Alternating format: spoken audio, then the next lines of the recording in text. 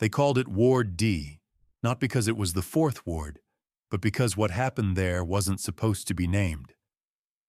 The metal doors only locked from one side, but the scariest thing wasn't the locks.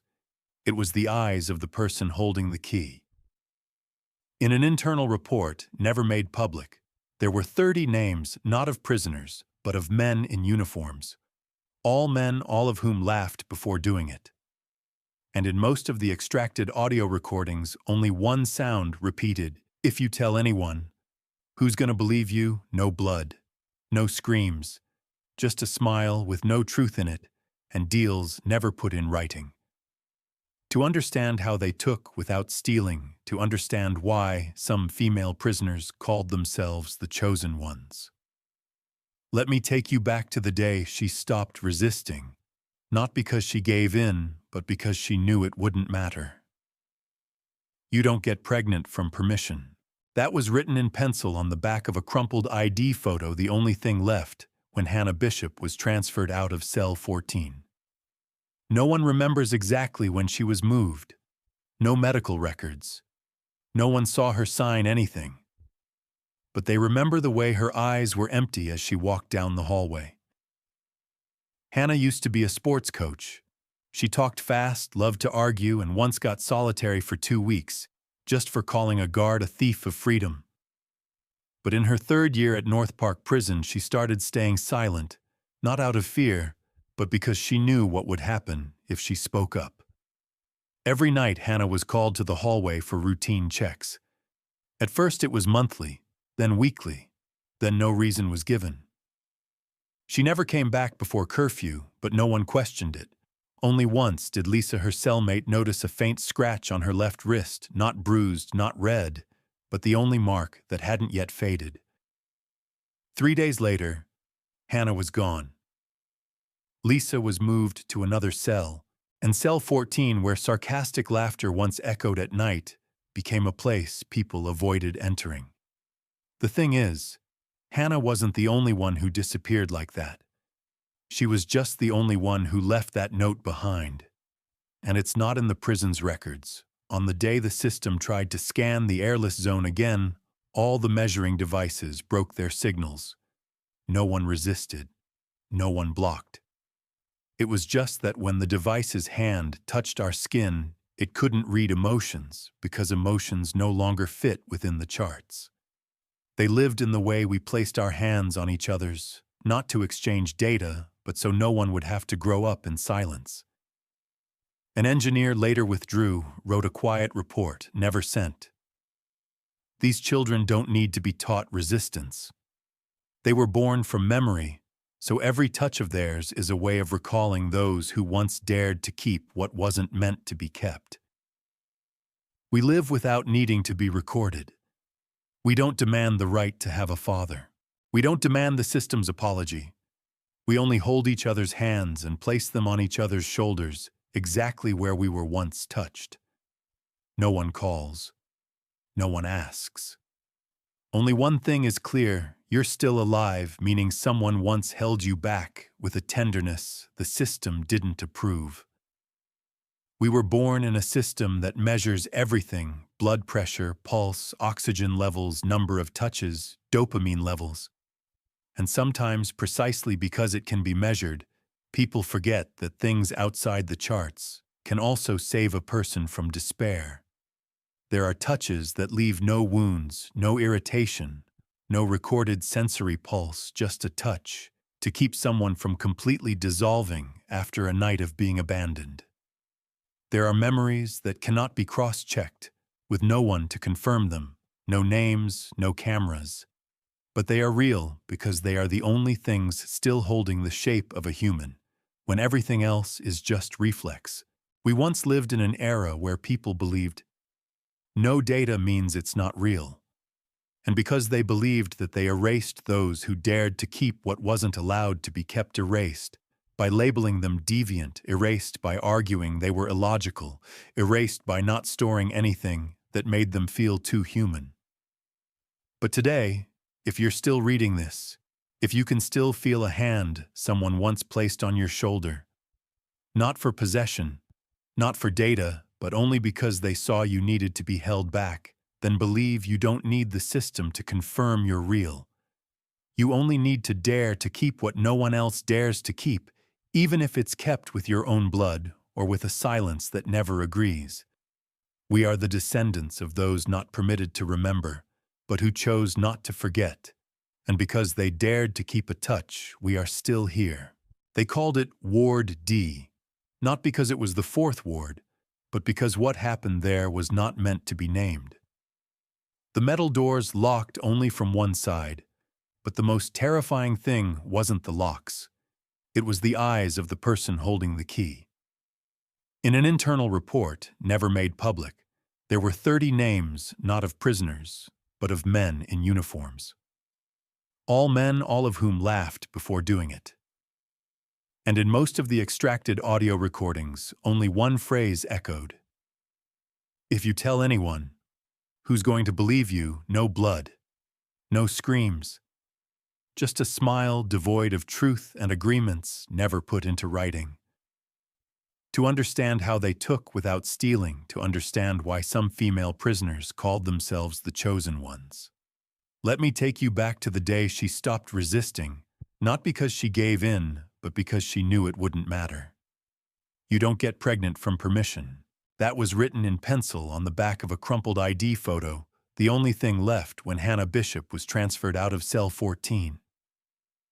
No one recalls exactly when she was moved. No medical records. No one saw her sign anything. But they remember the way her eyes were vacant as she walked down the corridor. Hannah used to be a sports coach. She spoke quickly, loved to argue, and once got 2 weeks in solitary for calling a guard a thief of freedom. But in her 3rd year at North Park Prison, she began to stay silent, not out of fear, but because she knew what would happen if she spoke out. Every night, Hannah was called to the corridor for routine checks. At first it was monthly, then weekly, then no reason was given. She never returned before curfew, but no one questioned it. Only once did Lisa, her cellmate, notice a faint scratch on her left wrist, not bruised, not red, but the only mark that hadn't yet faded. 3 days later, Hannah was gone. Lisa was moved to another cell, and cell 14, where sarcastic laughter once rang out at night, became a place people avoided entering. The thing is, Hannah wasn't the only one who disappeared like that. She was just the only one who left that note behind. And it's not in the prison's records. North Park Prison wasn't the worst on the list of correctional facilities in the South. On paper, it even boasted the lowest reintegration failure rate in the state. Every month, there were meditation classes, a full-time fitness coach, and meals with precisely measured nutritional portions. But no one mentioned what wasn't on the menu: silence. Not the kind of silence for rest, but the kind where people learned not to meet each other's eyes while passing through Corridor C. The control system here didn't need whips. It operated through privileges, seemingly small things that in a confined environment could buy someone's conscience. A phone charger, a packet of shampoo, a pillow to rest on during menstrual cramps, or sometimes just an extra 15 minutes in the exercise yard without a blindfold. Every inmate was assigned an ID code, but at North Park they didn't call each other by numbers. They used names based on what they'd traded or lost. Kettle Girl was the one who had to clean blood in the infirmary to earn a personal boiling kettle. Short-term bread referred to newcomers who didn't yet know the unspoken rules, easy targets for the contact list. And Sunday Mother was someone allowed out to the yard on holidays. But the price was pregnancy with no right to know the father. At North Park, there were no cameras in the cells, no audio capturing the unnamed touches, only an alarm system programmed never to sound when a door was opened from the inside. Here, no orders were needed. A glance held too long was enough to make someone understand they were being invited. Many chose silence, not because they didn't know how to fight, but because every time they spoke up, they lost something else: a good spot in the sewing workshop, a ration of hot water, a cellmate still willing to ask, "Are you okay?" At North Park, no one screamed, because no one would hear a scream. And if someone did, they were too busy buckling their belt before stepping out of the cell. It was Tuesday. The rain fell fine as cigarette smoke. A prisoner transport van pulled up at 4:42 p.m., nearly an hour late for the usual handover schedule. Inside were 4 new women. But only one name was whispered through dinner that evening: Mara Lynn. Mara wasn't like the typical newcomers. She had a tattoo tracing her spine lines as delicate as if etched with a razor blade. Her hair was cropped to the nape, her gaze neither probing nor evasive. She didn't ask for directions, didn't seek help, didn't sit with anyone in the dining hall. Just once passing through the door to Corridor E, she paused at the guard roster board, stared for exactly 2 seconds, then moved on. That night, Lisa, who once shared a cell with Hannah, noticed a change in the rhythm of the door locks. Normally, the night guard passed each cell in 3 seconds, but that evening, the bolt on Mara's cell locked 12 seconds late. At the same time in the infirmary, the duty nurse received a handwritten note, no name, no signature. Just 7 words, "She's not on the list." The next morning, Mara's bed had fresh sheets. But in the bottom drawer, Lisa accidentally found a broken plastic hair clip tucked behind the air conditioning vent. Such items weren't allowed in the cells, not even for camp staff. But what froze Lisa wasn't the clip. It was the trace of red lipstick still clinging to its broken edge. Mara didn't go to the yard for the first few days, but the first time she appeared, it was during a sudden power cut in the corridor when all the backup lights flared for 60 seconds, long enough to see her standing alone, outside the infirmary. No one knew why she was there. No one dared ask. Because that night, a guard named Rob Hill abruptly submitted a transfer request, citing his wife's serious illness. Whispers began. She's got someone backing her. Or is she a trap? But for Lisa, something was more unsettling. Mara wasn't angry, wasn't sad, wasn't scared. She only gave a faint smile whenever someone accidentally brushed her shoulder. The kind of smile Hannah had right before she disappeared. On the 10th day after Mara's arrival, Cell 6 became unusually empty. The name of the inmate there, Abigail Reese, was still on the medical tracking board, but no one saw her. No transfer papers, no transport van, and no answers from the coordination office. Only a whispered rumor someone was called away without their slippers. At North Park, that was how they spoke of summonses from which there was no return. People took nothing with them, not even personal items, because they had no intention of coming back, or weren't allowed to remember anything if they did.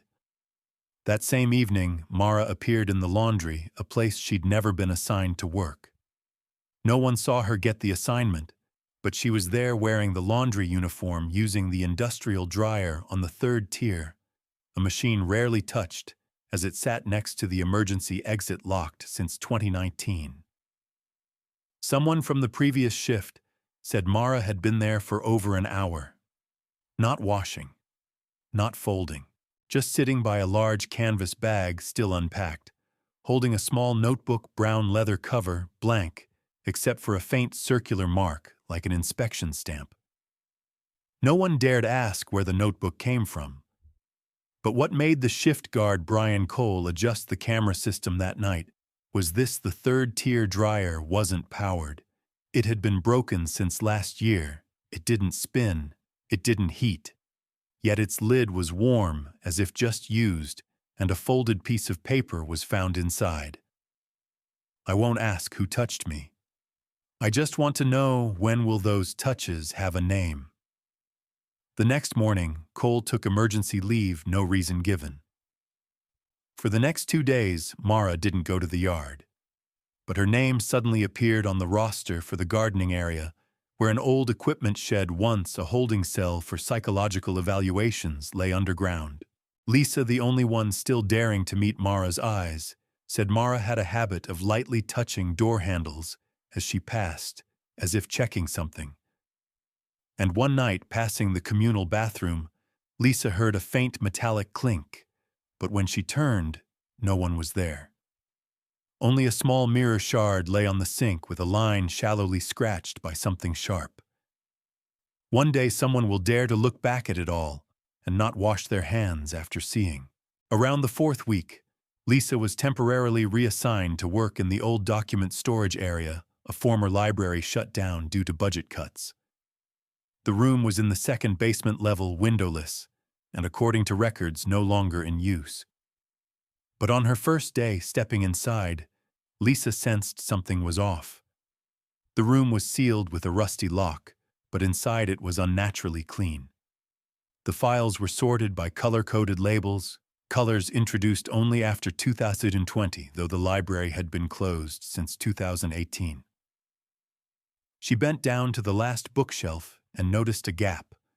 Not from termites or decay, but a concealed door with a recessed handle, the kind used for restricted maintenance passages. Lisa waited until the break, when no one else was in the basement, and quietly opened the door. Beyond it was a narrow corridor just wide enough for one person, lined with old ceramic tiles and flickering fluorescent lights. On the walls, partially erased writings emerged under the slanted light. Every time I speak, someone else is silenced. We were touched, then taught to say, "Thank you." Who keeps this list? Who checks the fingerprints? At the end of the corridor was a small room containing only a stainless steel table, a folding chair, and an old camera with its power cord disconnected. On the table was a leather-bound notebook, its cover blank, but each page inside listed a name and a date. No charges, no ID numbers, just a single column after each name: cleaned, processed, transferred. Lisa flipped through quickly. Near the end was a familiar name: Hannah Bishop, processed. The next page, Abigail Reese, cleaned. And at the very end of the notebook, a name no one in the prison had ever mentioned: Mara Lynn, processing. Lisa closed the notebook, trembling. She turned to leave, but a faint click sounded behind her. She spun around and saw the camera, its power cord supposedly disconnected, with its indicator light switching from red to green. That evening, when Lisa returned to her cell, a folded piece of paper was tucked between the sheets on her pillow. Inside, there was no threat, no signature, just a single typed line in small font. You didn't find it by chance. You were chosen to see, and to see if you'd pretend you hadn't. The next morning, Lisa was reassigned from the library. No one gave a reason. She was sent back to the sewing workshop, but strangely, she alone wasn't given needle or thread. Just stand. Just watch. Just listen to the sound of scissors gliding through fabric for 8 hours a day, as if someone were cutting the truth into tiny pieces and stitching it back together with invisible thread. Lisa began losing sleep in the third week since Mara Lynn arrived. Not because of noise, not because of haunting thoughts. She couldn't sleep because she felt like she was in a waking dream, a state where everything seemed normal but wasn't. The cell door didn't close quite right. The corridor lights glowed dimmer than usual, and every night a faint tick sounded like a fingernail tapping a pipe, steady at 2:47 a.m. She told Lonnie, her new cellmate, but Lonnie only smiled, better than being called out in the middle of the night with no one hearing a thing. Lonnie had once been in the infirmary's inpatient ward. They said she had paranoid delusions. But now Lisa began to realize Lonnie's nonsensical whispers were the most accurate descriptions of what was happening. One day, Lonnie handed Lisa a piece of paper folded into an origami crane. Inside its belly was a single sentence. If you forget who you are, start by remembering who told you to forget. At the same time, a chain reaction of psychological disturbances began rippling through the prison. One woman refused to go to the kitchen. Another smashed a bathroom mirror, claiming she saw a stranger's face. A third, usually calm, sat muttering each night. "I'm still here, aren't I? I'm still..." The prison psychologist's report cited effects of climate change and surveillance pressure. But in an internal memo never sent a staff member scribbled incidents began after Lynn's arrival. Connection needs verification. No one dared confront Mara directly, but everyone started avoiding her gaze the way people avoid a cracked mirror, afraid of seeing something that can never be fixed. Lisa knew she was being watched, not by cameras, but by the silent eyes of those who no longer believed she was uninvolved. Then one night, entering the bathroom, she saw a pair of unfamiliar slippers neatly placed outside the door. No prisoner number, no dust, no damp odor like the others.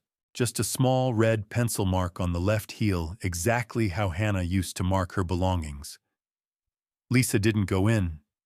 She stepped back, but as she turned, she saw Mara standing in the corridor not far away, saying nothing, just looking at her with eyes that held no questions and needed no answers. That night, Lisa pulled back her bedsheet and found a new mirror shard tucked under her pillow. No words, no bloodstains, just the faint image of a woman, her back turned, holding a child. The problem was Lisa had never told anyone she'd been pregnant and lost the baby in this very prison 3 years ago. 3 days after leaving the old library, Lisa stopped dreaming of blood. Instead, she dreamed of sewing a large piece of fabric, each stitch pulled with white thread. But every time she drew the needle up, the thread turned red. She never saw anyone's face in the dream.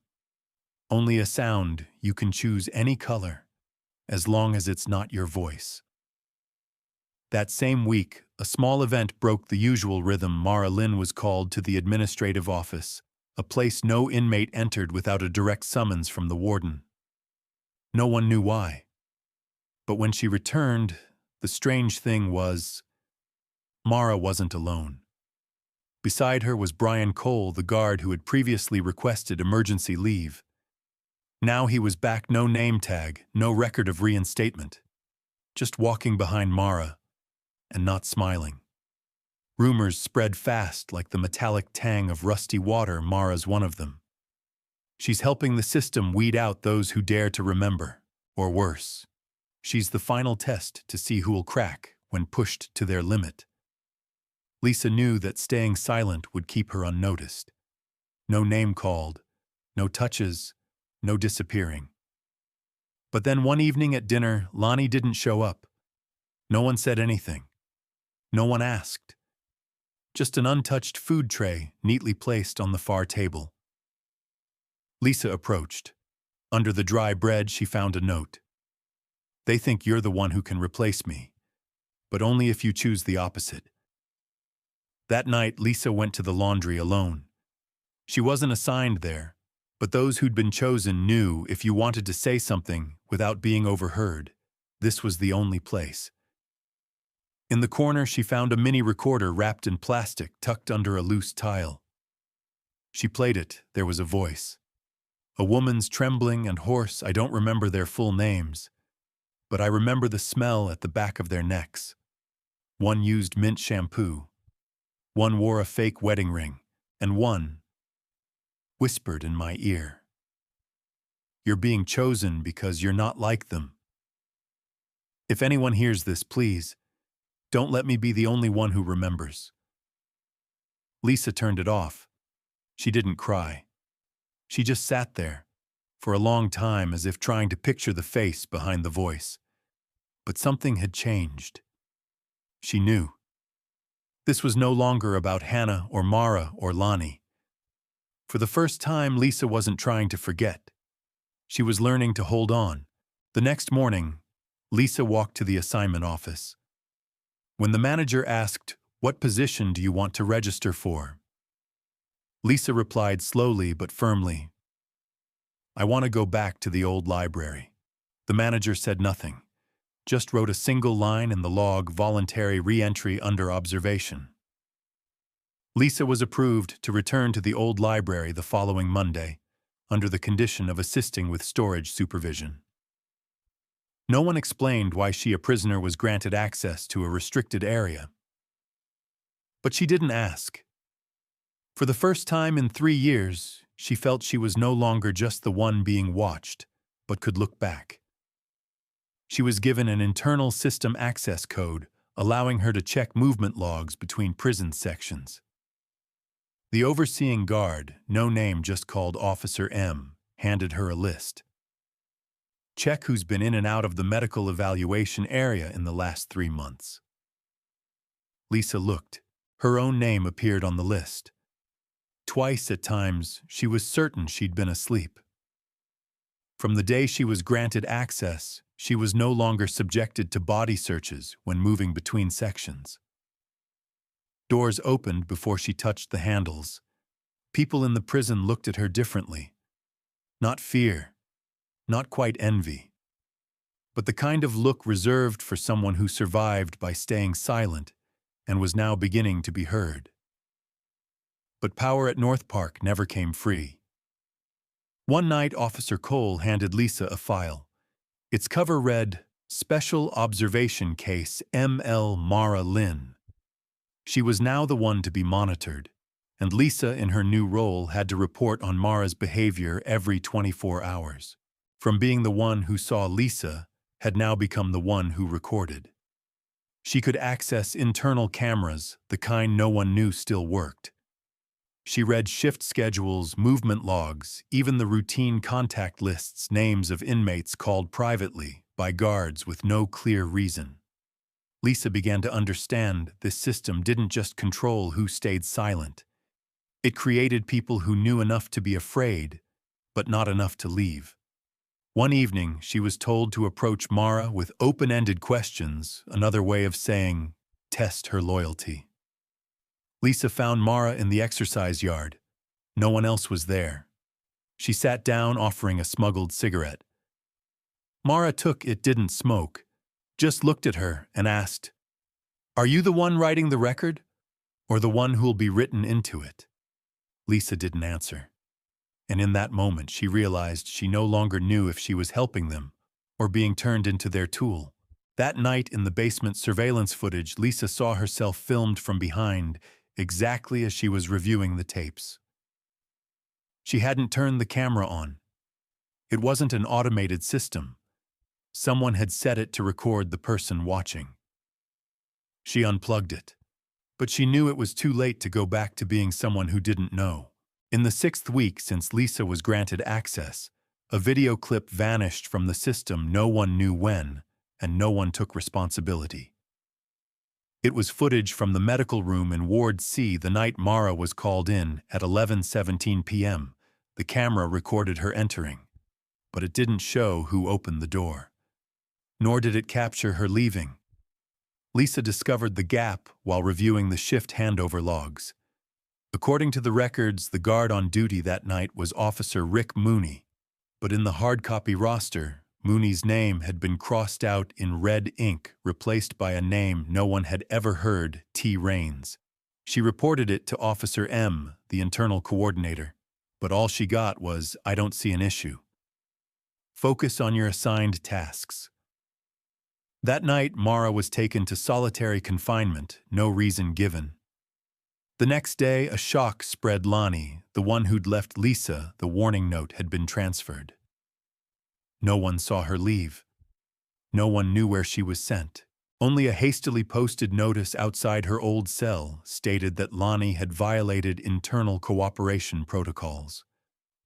Lisa understood immediately someone was targeting the wrong person, or deliberately targeting the wrong person to cover up what was truly slipping out of control.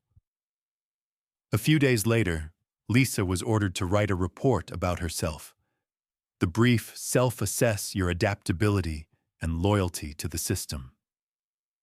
She wrote a single line, "What is loyalty when I no longer know who's making the decisions?" The next incident came quickly and went unreported.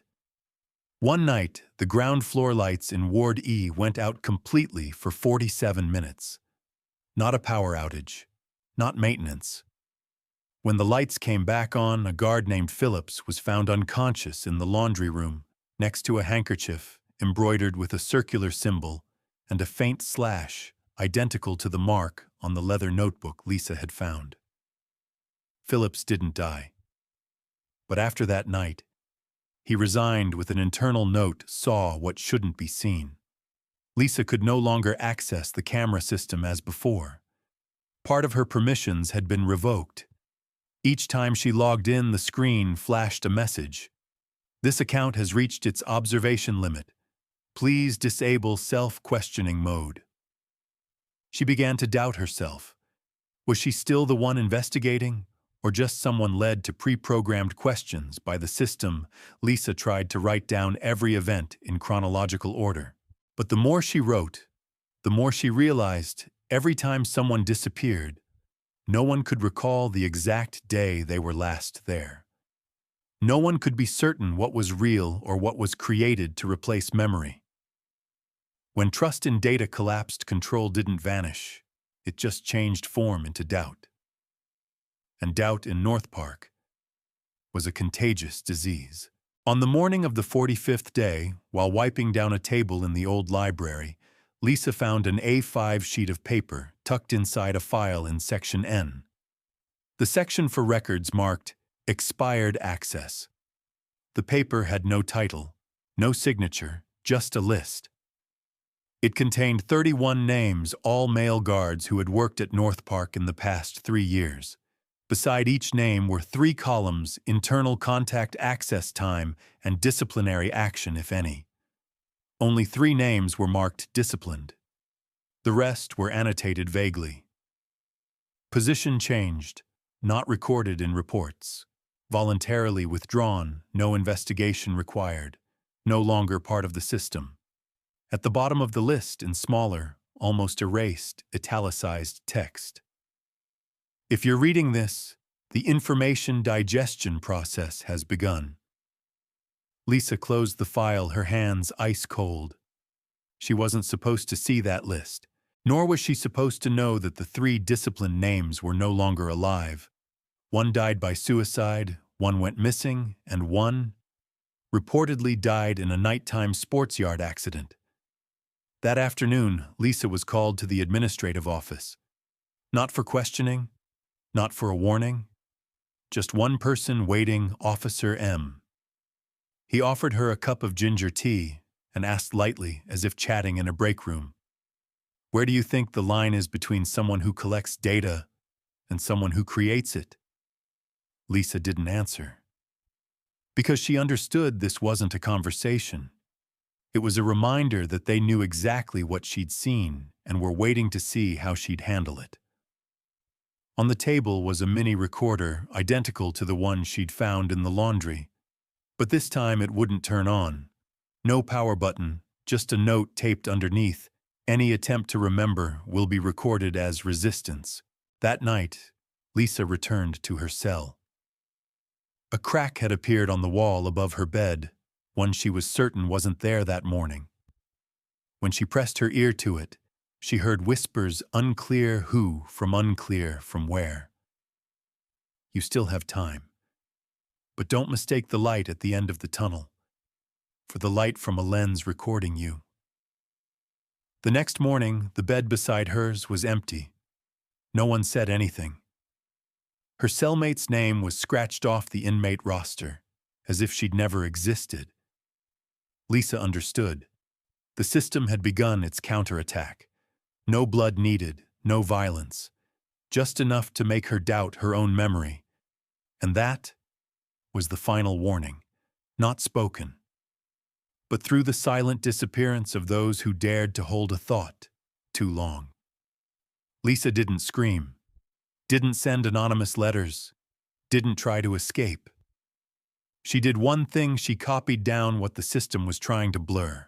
From the erased tapes, she reconstructed them in her memory and wrote by hand in an old leather notebook, the kind issued to inmates in 2017, now unused.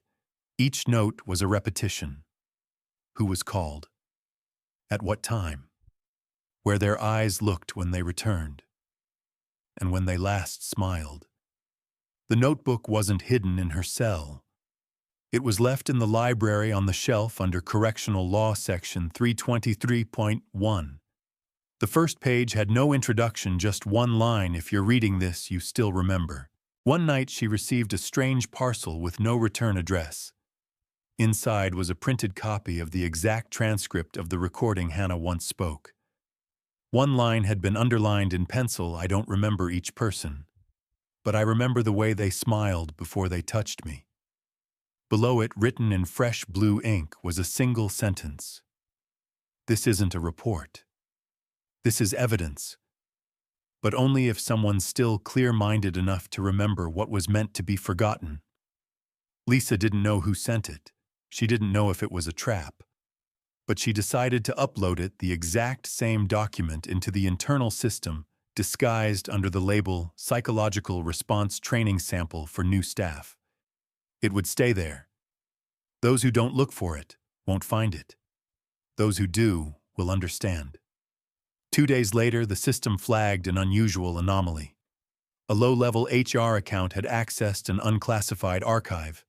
The account was locked immediately. No further investigation was conducted. Only one line appeared in the access log. File not a training manual.pdf was opened at 2:04 a.m.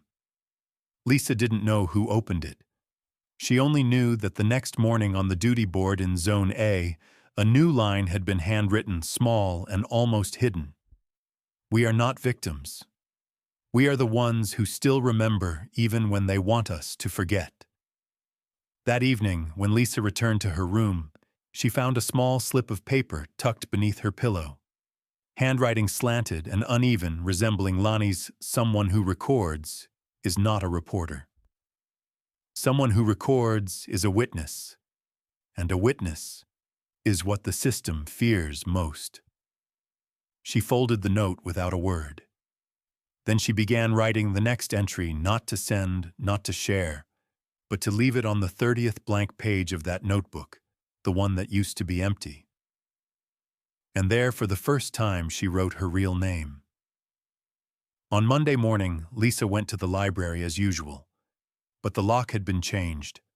No notice, no explanation. The person on duty that day, a young administrative staffer named Jared, avoided her gaze. When she asked, he only whispered, eyes still fixed on his file. "You've been removed from the internal assignment list. I don't know anything else." Jared was the only one who had ever left Lisa a blank note just for her to write on if she needed to pass something along. 3 days earlier, Lisa had given him the first copy of the transcript listing the names of 31 correctional officers. It had been neatly folded and slipped into the spine of the handbook, titled Psychological Reintegration Support Program. Now Jared had disappeared from the work sector. His name no longer appeared on the rotation schedule. No one mentioned him. And in the administrative office, his desk had been replaced by a newly planted green plant, with no trace of the old dust left behind. Lisa didn't ask further. She knew this was the first price. That night, the lights in Sector C flickered 3 times. It wasn't a power outage.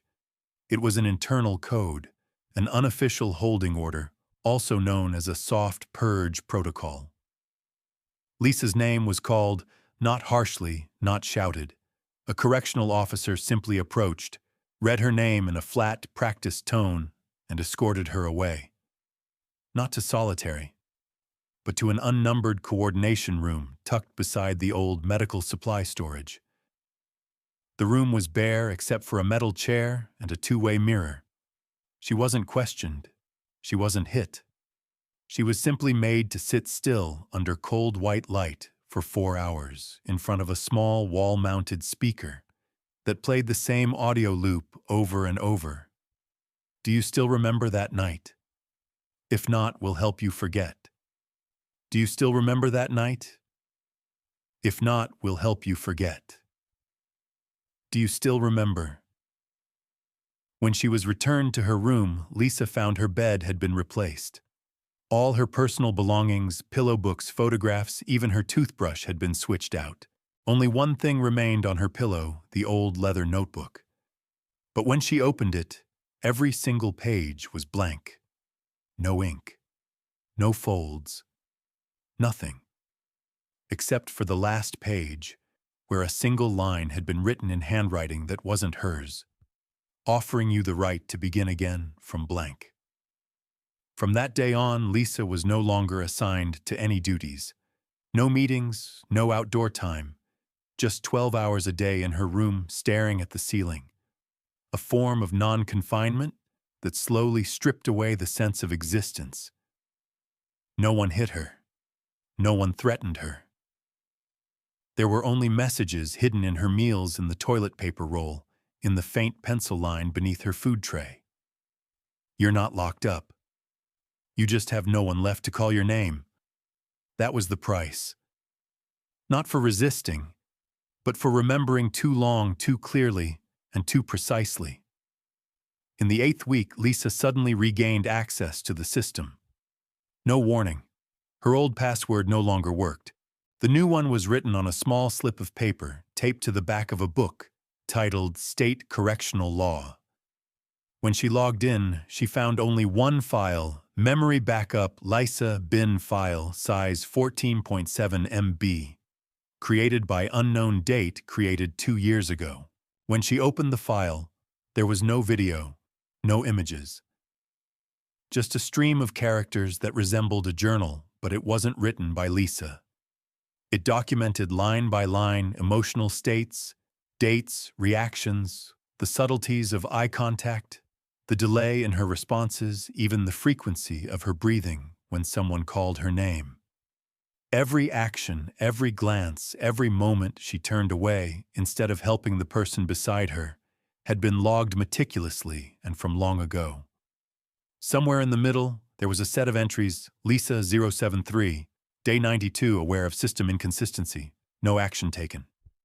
Lisa 112, Day 123, saw officer escort Hannah down corridor C, looked away. Lisa 117, Day 127, saw Lonnie crying, pretended to be asleep. Lisa closed the file. She didn't tremble. She wasn't shocked. She simply sat in silence because for the first time she understood she wasn't just a witness. She had once been part of the system. No one had forced her to be silent. She herself at that moment in time had chosen to forget, had chosen safety, had chosen not to be involved. She turned back to her notebook. It had been rewritten, now filled with handwriting that wasn't hers. On the very first page there was a new message. The system does not function by violence. It functions through the number of people who understand what is happening and still say nothing. You are not a victim. You are a memory that refused to fade. That night, in the stillness of her cell, a strange chime echoed, one that didn't belong to the system. A small sound like a personal alarm. Lisa stepped out into the hallway for the first time in days since being segregated. At the far end of the corridor, she saw Mara standing there. She didn't move. She simply left behind a box. On its lid, a message was written, returning to you what you once hid so well. Inside were a broken hair clip, a faint lipstick stain, Hannah's audio note, and finally, a fingerprint scan. Lisa's own, taken on the night Hannah disappeared. No one told her she was guilty. No one asked her to confess. Because at North Park, there was no such thing as the truth. Only the things one is brave enough to hold on to and never repeat. Lisa stayed awake the entire night. Not because she was haunted, but because there was nothing left to justify to herself. She sat staring at the fingerprint scan, the defining touch from the night Hannah vanished. It wasn't blood. It wasn't a scream. It was just a door being opened a moment, without questions, without asking why, for whom, or whether she had a right to know. The next morning, Lisa was summoned to the central corridor. The person who received her was Senior Coordination Lieutenant Serena Vale, a woman who until then had only existed in documentation. Vale placed a contract in front of her. It contained 3 clauses. 1. Acknowledgement of no remaining recollection regarding Hannah Bishop Mara Lynn or Abigail Reese.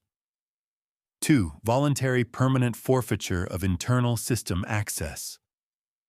3. Agreement to participate in the emotionally guided recovery program, a memory blurring process not based on drugs, but on behavioral repetition and time-sequenced isolation. Finally, Vale said, "We don't need you to admit anything.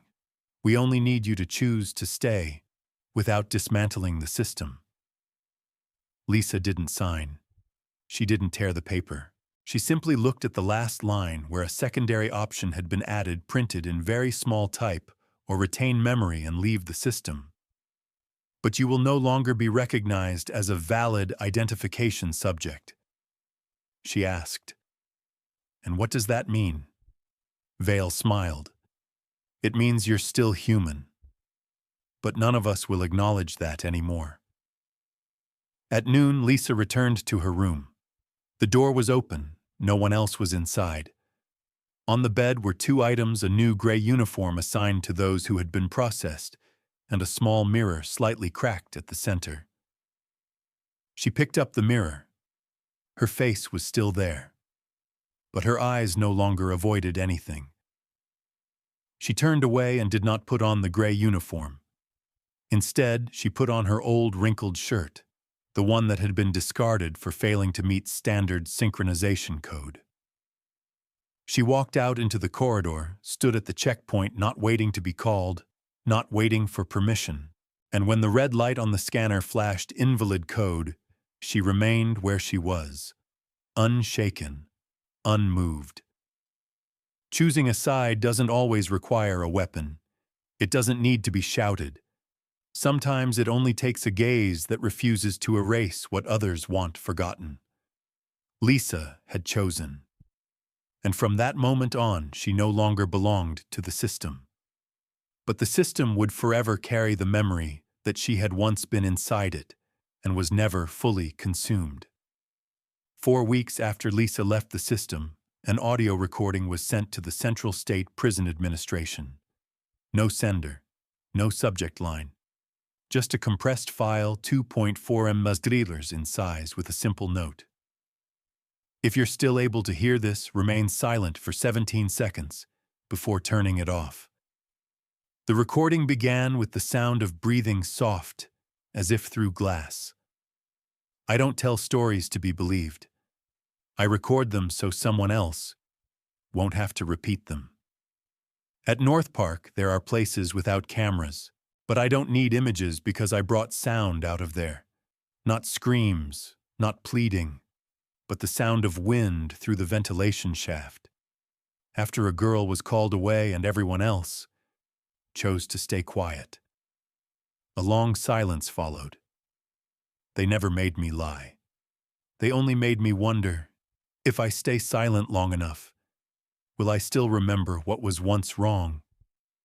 At the end of the recording, there was the faint sound of something dropping, small, like a hair clip snapping in half. Then silence. No one took responsibility for handling the file. No investigation was launched. But days later, on North Park's internal system, a flickering line appeared on the central control screen, File 073, Status unknown. Memory not erased. Data unrecoverable. Status exists in transmissible form. Every year, North Park Prison continues to receive hundreds of new intakes.